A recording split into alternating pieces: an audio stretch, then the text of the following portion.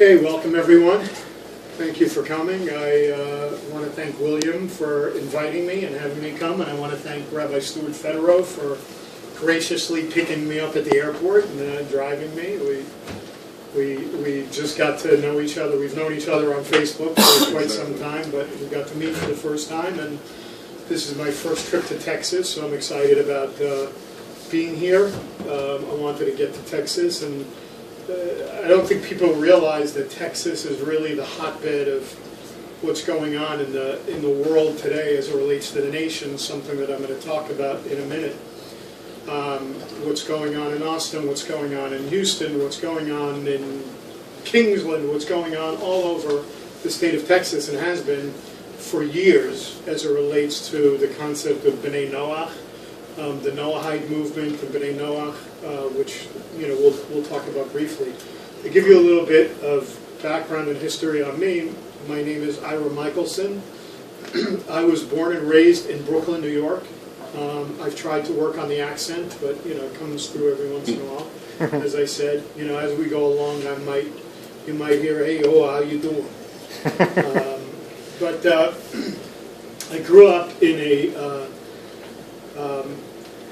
I grew up in an Orthodox shul. I was trained by my rabbi. My rabbi had no sons at the time. He had only daughters. He ended up having sons much later. But he had only daughters, and he would identify certain young men that he saw that had potential and had a passion for Judaism, and he would take them under his wing, and I was one of them. As a matter of fact, to this day, my mother just turned 91 last week, and she still, every once in a while when we'll talk about it, she'll go, "He tried to steal my son from me." And I said, "Mom, you're 91, it's time to give it up." But he trained me. Everything that I know about Hebrew, everything that I learned about Judaism, I learned from him. And he was a very powerful figure in my life back then, a very powerful figure in Judaism. He was actually one of the pioneers of the Kiruv movement, what we call outreach movement in Judaism, back in the 1960s and 1970s in New York. Brought a lot of unaffiliated secular Jews to Judaism, back to their Yiddishkeit, or what we call back to Judaism, as a result of his work. Like many people, typically what you see in Judaism, you see a young man that's involved in his Judaism, and then he hits bar mitzvah age, which is 13.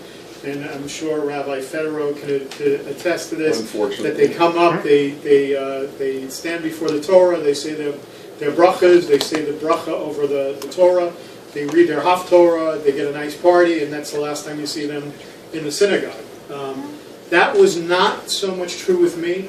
What happened to me was that I had a falling out with my rabbi, and as a result of that falling out, which had to do with more me than anybody else. It had to do with the fact that I was a sensitive kid and let something hurt me and bother me that I shouldn't have. I walked away from Judaism. Unfortunately, walking away from Judaism was probably the biggest mistake I ever made in my life, because it then allowed me to go out there and interact with the world, a world that I really didn't know, being involved in this bubble of Judaism, the world of money, the world of drugs, the world of alcohol, and and sowing your wild oats, so to speak. It was around 1987 when I first moved to Florida. So I've been here 27 years now. And it was around that time that I met a young lady when I was up in New York, and she said she was coming to Florida, and I was more concerned about her than anything else. And she said to me, "Well, I'm going to go to this place on Sunday. Would you like to come with me?" And I said, "Sure." I figured, I was interested in her. I didn't care where she was taking me, until we were driving down the driveway, and I saw this huge cross on the top of the building, and found out that I was walking into a church on Sunday morning with her. But I walked in, and they had what sounded like very Jewish music, and it wasn't a Messianic congregation. It was a church, but they had a really strong love for the Jewish people, for the nation of Israel.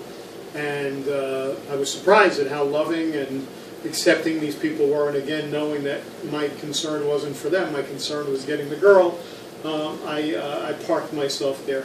I ended up ended up not only parking there, but I ended up finding myself involved in Christianity for about the next 15 to 20 years.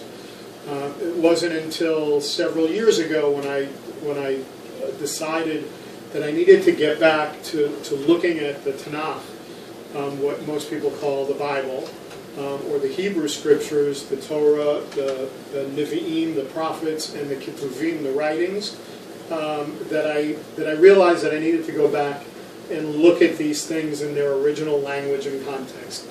And once you start looking at the Bible, or the Hebrew scriptures in their original language and context, there's no way that your foundation in Christianity or Messianic Judaism or Hebrew roots can stand.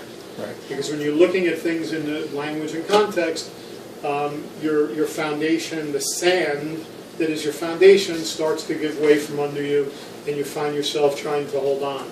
And the only thing you can hold on to is the truth, and the truth is that the Hebrew scriptures have a specific message to a specific group of people, and while it speaks about a Mashiach, it speaks about a Messiah, that Messiah has yet to come. Right. At that point in my life, I realized that I needed to return, what we call make tshuva, or people say teshuvah, making return to Judaism. I returned to Orthodox Judaism and have lived my life as an Orthodox Jew for the last several years as a result of that. But one of the things that I've chosen to do with my life now, in part of tshuva, is the term tikkun. Many of you might have heard the term tikkun olam, repair of the world. Tikkun, bringing repair, is a big part of my life now, because I feel like those years that I spent in what we call in Hebrew avodah zarah, or idol worship, needed to be repaired. And part of that repair is making sure that the message gets out, and certainly that no other Jewish person ends up living the way I did. So, so what I've done is I've dedicated my life now, and part of dedicating my life to getting this message out and to educating people, I work with an organization called Jews for Judaism.